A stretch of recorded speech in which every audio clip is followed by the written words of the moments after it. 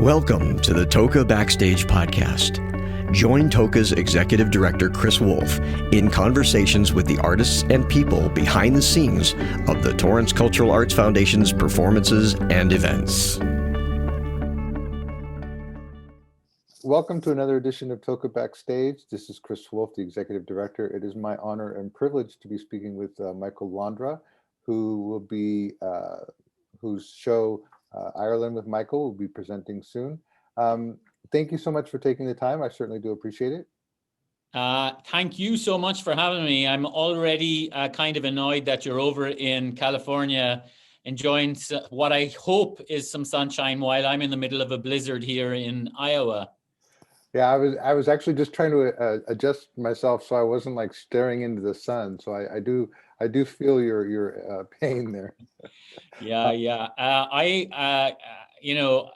Ireland is we have very kind of dark winters, but we don't have very cold winters. So I'm not really used to Midwest weather, nor will I ever be used to it. So how did you end up in Iowa? Oh, it's kind of a long story. I came over to the States 20 years ago with Riverdance. I was the lead singer of the show on Broadway, stopped in New York, stayed in New York, and gradually drifted west. In a normal year, I would spend about 6 months on the road or be based in New York. And I spend a lot of time touring in Asia and Europe as well. So I'm a little bit of a nomad. However, I do have a house here in Ames, Iowa that I come to occasionally. And during a pandemic, this is where I'm holed up for the year. And I hope everyone, your friends, family, and loved ones are safe and well. Yeah, everybody's grand. I'm worried about my parents, my elderly parents back in Ireland. But they're grand, they've got a nice support system there. And so I'm not so worried. I'm just homesick as hell. In fact, I've never been as homesick. I'm lucky that I get to spend about 5 or 6 times a year in where I'm from.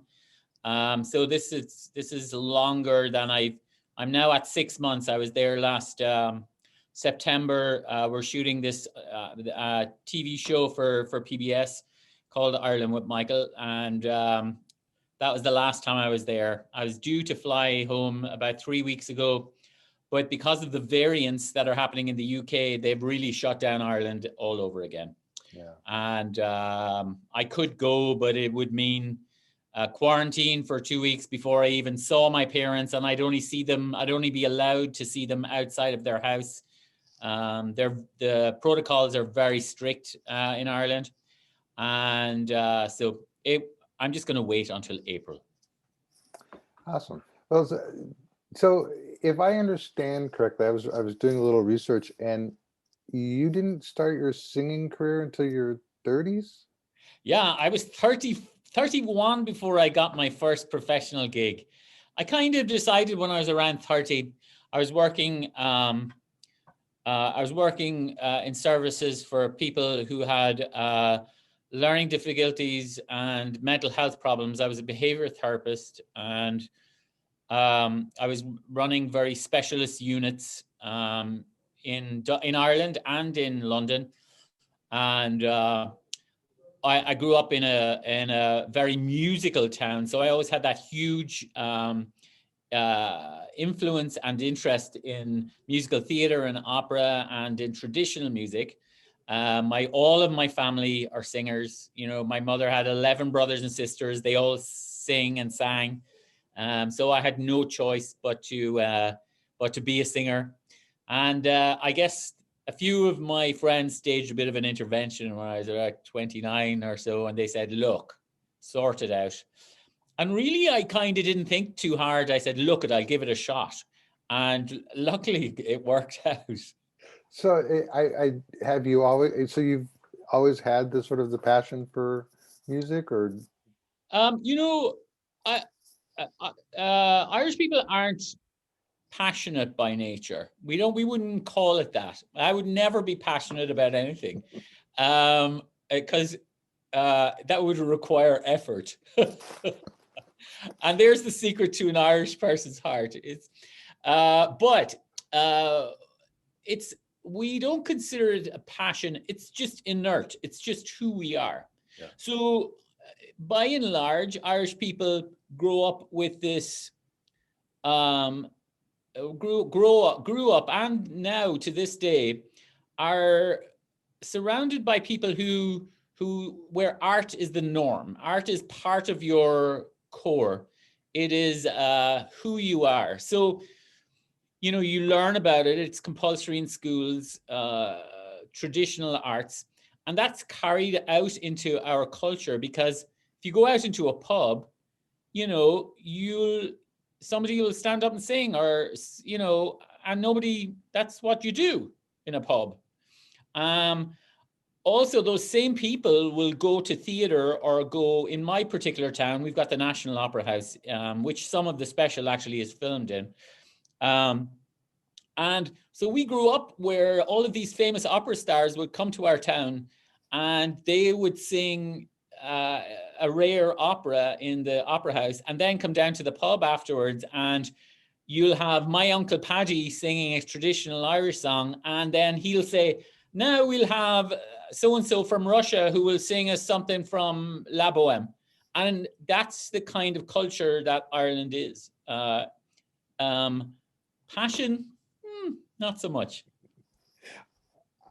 I will say I was lucky enough to visit Ireland with my mother a couple of years back before she passed, and that was one of the extraordinary things I did find, was you could walk down the streets and go into any pub and there was live music, and it wasn't like here in the States where it's a ticketed event or minimum drink minimums. You just go in and it's there, and I found that so refreshing. I think it's not only our identity, but it's the secret to everything about Irish people. It is our identity. We connect with the arts in a very different way to other cultures, I think. Also, there's something very casual and loose about it all. So we don't connect in a very serious way about our art. How do you mean? It is just, it's there. It's like nature. It is a part of our world. And we don't, as a result, I don't think we take it as seriously. We are, Ireland is a product of its very dark and complicated history. And we've learned a lot of things the hard way because of oppression, and because of the results of oppression, like what is traditionally called the famine of the 1850s, the Great Hunger. It wasn't actually a famine. It was an oppressed country being deprived of food. And at that time, our art was oppressed as well. So in the 1850s, during that time, it was illegal to speak Gaelic. It was illegal to write poetry. It was illegal to go to school. It was illegal to own property. So we've reclaimed a lot of that, and not only did we reclaim it, but we reclaimed it even closer to our hearts because of that. So as a result of that oppression, our creation of art was something that it was our identity, and that's why we attach ourselves much easier to it, I think.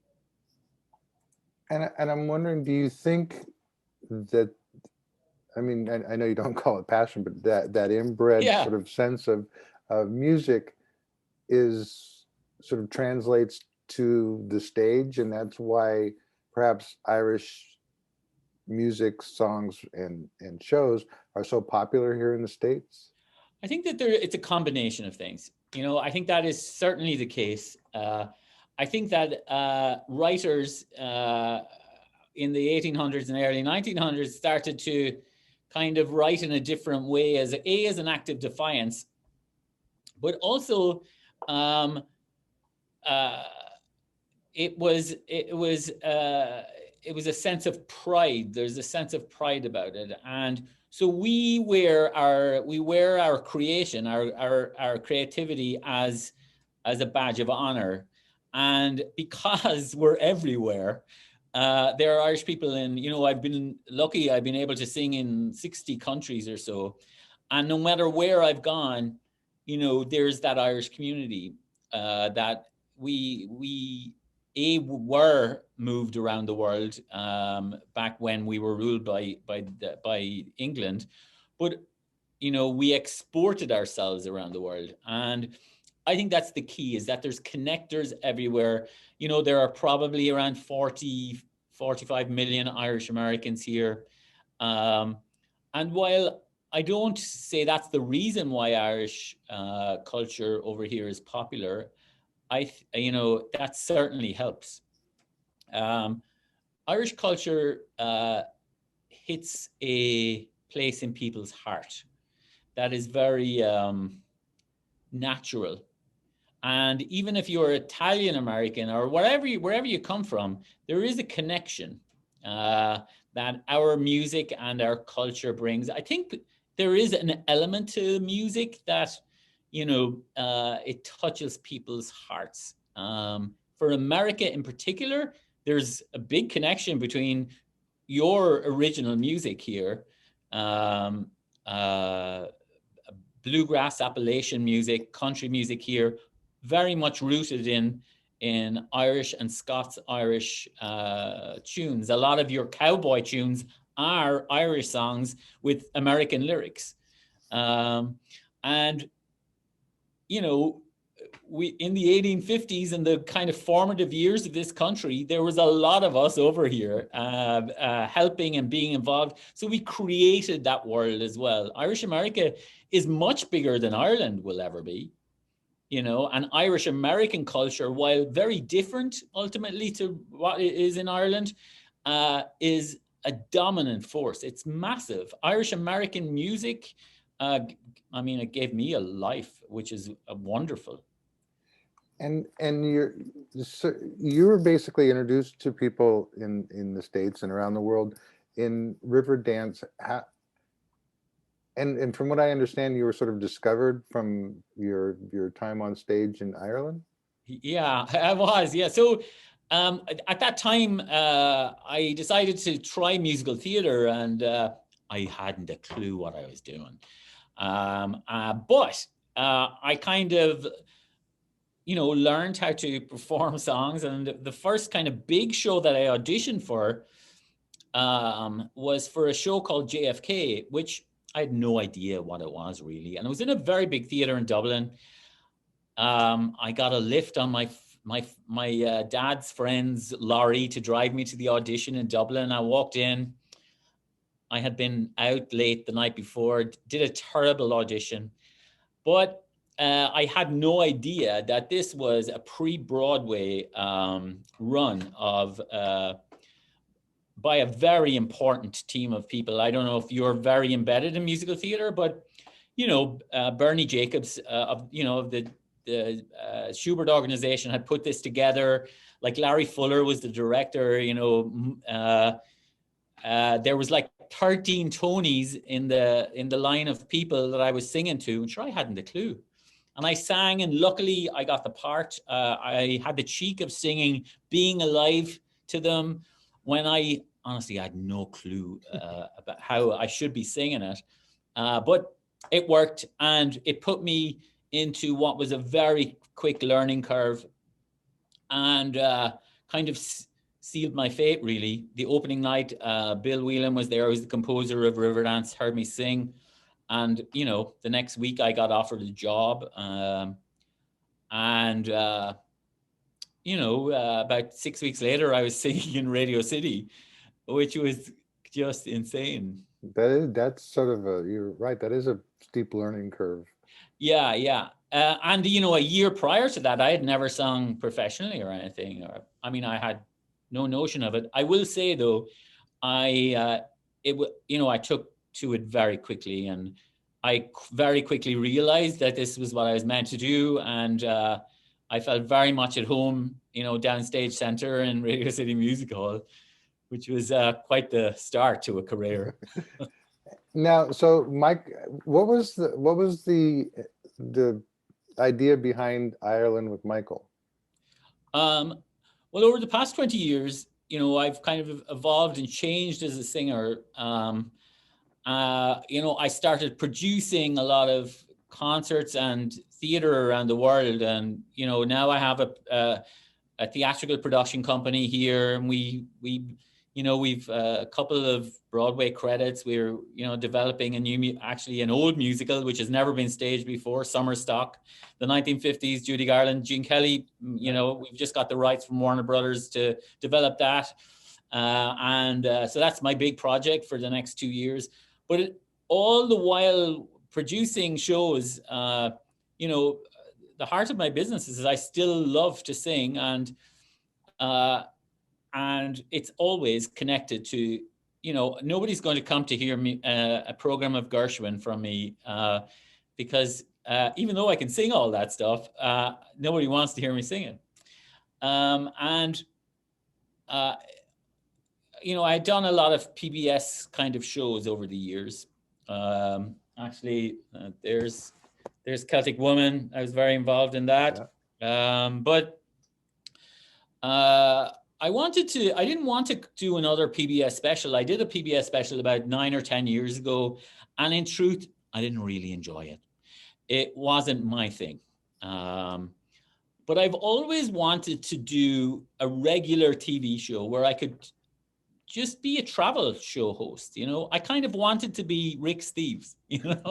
I just thought it'd be fun. I love being a tourist, particularly in my own country. And we have tours for people who come to my shows. Once a year, that's all, because I haven't got time. Over the past year, we started filming this. And when I looked at it, what I wanted to do was incorporate music into it, because that's my language. It's the only way I know how to explain things. And I realized that I knew all of these famous Irish artists, and they were all friends of mine. So I essentially conned them into being on my show and playing host to me in their part of Ireland. So think of it as Drunk Rick Steves. It's me going to great towns around Ireland and villages and sites, and being hosted by PBS, a lot of PBS artists that are from Ireland, and musicians and singers and dancers and artists, some writers that I admire. They're my hosts. And so we just finished season 1. That will go out in April. And it's still hilarious to me that I have a travel show, but it came out really nice, and I'm very proud of it. And what we are going to do, we were going to actually start this year, is do a live tour, essentially combining that travel show with my concerts. So next spring, we're going to do a national tour of Ireland with Michael as a travel show, but it's a show. It's a concert special. So we'll incorporate my travels in Ireland. We're shooting season 2 this year, and we'll incorporate all of that with what I do on stage. And this special that's coming up that Torrance is staging is essentially, it's a virtual version of that live show. We've taken some pieces from the new travel show. We've taken a concert that I filmed at the National Opera House, which is about half a mile from my home back in Ireland. And I've also asked a few guest artists that I want America doesn't know about. And I've asked them to perform for me as well. And we've put together, it's really lovely show that I think you'll enjoy. Yeah, we're looking forward to it, and I know that we've done quite a few Irish shows in Torrance. One actually, we were doing them live, but now now that we're doing virtual. We just recently did one with called Breakfast in Ireland with somebody you may know, Oshin from TIDA.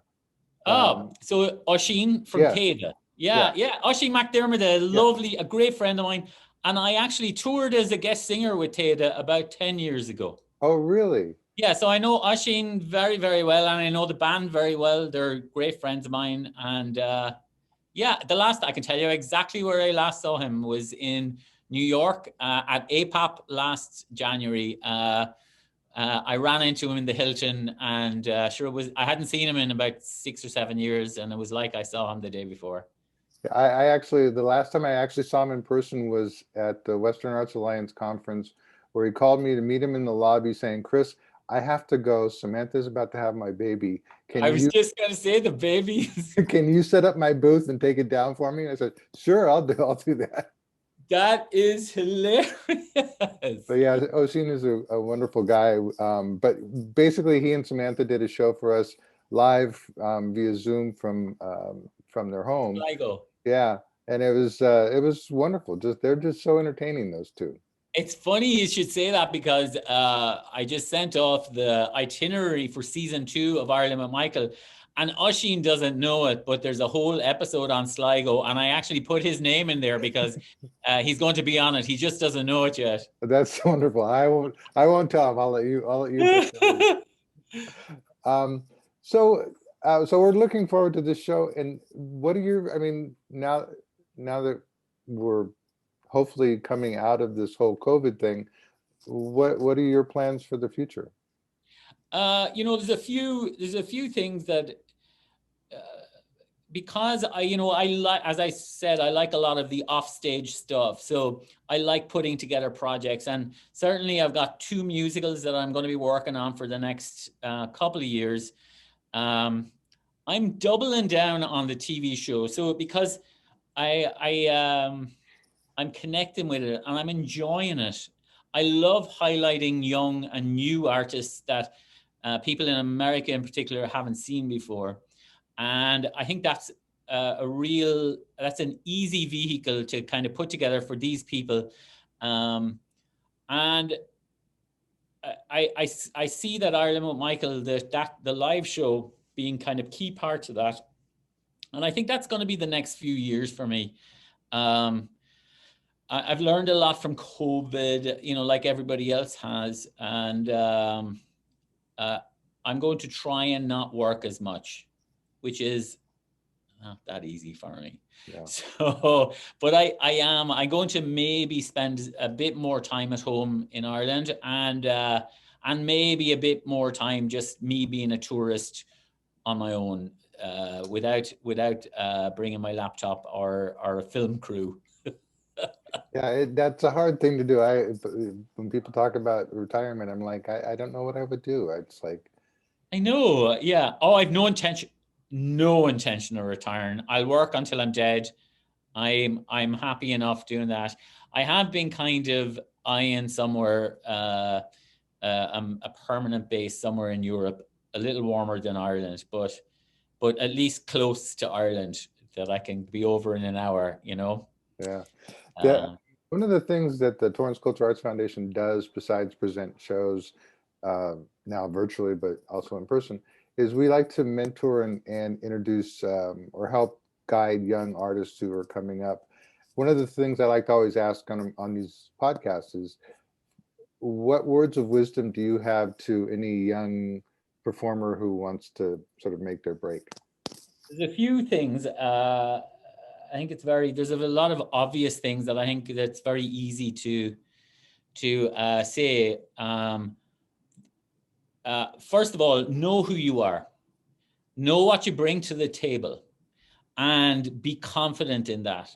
I was certainly not, and did not have an idea who I was as an artist until way later. And success came to me despite what I brought to the table, not because of what I brought to the table. And that's the way I learned a little late. I do think that young artists now are better at doing this. They're more confident and competent at an earlier age in their artistic life. I will also say, and for me, it's a big decider on who I work with, and that's just to be great to work with. Be fun, be easy, and be eager, and want to grow from everything. When you start bringing other energy to that, nobody wants to. Not only does anybody want to work with you, but they just don't want to be around you. So why would they offer you opportunities? Time and time again, I come across these great talents who I, give them opportunities. I'm delighted to do that. However, I think that there are artists who let things that they create get in their own way. If you see opportunity, jump at it, do everything you can to build from that opportunity. Show up early, always, and just be nice to work with. It's not rocket science. Yeah. Going back to your be nice to work with, I always sort of tell people, look, there are people out there who are equally as talented, if not more so than you are, who are really nice to be around. So make sure you are really nice to be around. Yeah. Usually I know within like 30 seconds what's going to happen. Yeah. But I love to be surprised. It's I love that. And let me tell you, if I see that combination of talent and just being great, being a good person, I am going to throw everything I can at that person to move them forward. Yeah. And, I have the same band for 15 years for a reason, because that's what they bring. And there have been one or two people along the way in the crews that I've worked with, or with dancers that I've worked with that I've seen stuff from, and they simply are not asked the next time. Yeah. I don't create it. It's not a big deal. For me, it's not, but it's life-changing for some artists if they're trying to create that road. Sure. Well, Michael, thank you so much for your time. I certainly do appreciate it. I would one of these days I would love to sit down and have a pint with you. But until then, well, let me tell you what I'd give to be in Torrance, California right now, because we go out, we'd sit outside in the open air and drink a pint of Guinness. And do you have a local Irish pub that you can go to get a nice pint? We do, but I have to say, and I actually wasn't gonna say this, but because I've had this conversation with other Irish artists, but why is it that Guinness is not as good in the States as it is in Ireland? I think there's a lot of reasons. The pub has to be pouring a lot of pints to keep those pipes clean, and it makes a huge difference. We amazingly here in Ames in Iowa have one of the best Irish pubs in the Midwest. It's a beautiful pub called the Dublin Bay, and I'm not one for drinking Guinness here. At home, I will drink my body weight in Guinness, but here I'll find, I'm happier with a martini or something. But this pub is actually not so bad. I was filming there last week. I was doing some announcements for PBS, and the very nice person behind the bar brought me down a pint of Guinness, and I kind of politely took a drop. I was like, "Here we go." It was good. I was surprised, but you're right. It's not the same as drinking in the mothership. Well, and I always thought it was just me because I was a tourist when I was there and I enjoyed it. And no. It's a different world. Also, you'll see how they pour them at home. They take great care. It's like raising a baby. It takes a while. There's a lot of love, and there's also a sense of ceremony to getting the pint, I think, at home. I have a very favorite thing when I go home. I land, I go home to my parents, and then the evening around 7:00, I'll go down into my local place, Lambert's Pub, and Simon behind the bar. He doesn't say a word. He puts the pint on. I sit down. There's a 5-minute wait because it needs that time. And he'll put it down in front of me, and it's like in slow motion. It's like the crib at Christmas. It's gorgeous. Yeah, I actually learned about the pouring the perfect pint when I was there. Oh, you did? Very good. I don't know if I've mastered it, but it was, yeah. Well, again, thank you so much. I certainly do appreciate it. We're looking forward to the show, and hopefully one of these days I'll get a chance to meet you in person. Well, I hope so. Maybe in next Western Arts or something. Our paths will cross. I look forward to it. Thank you so much. Take care, sir. Thank you.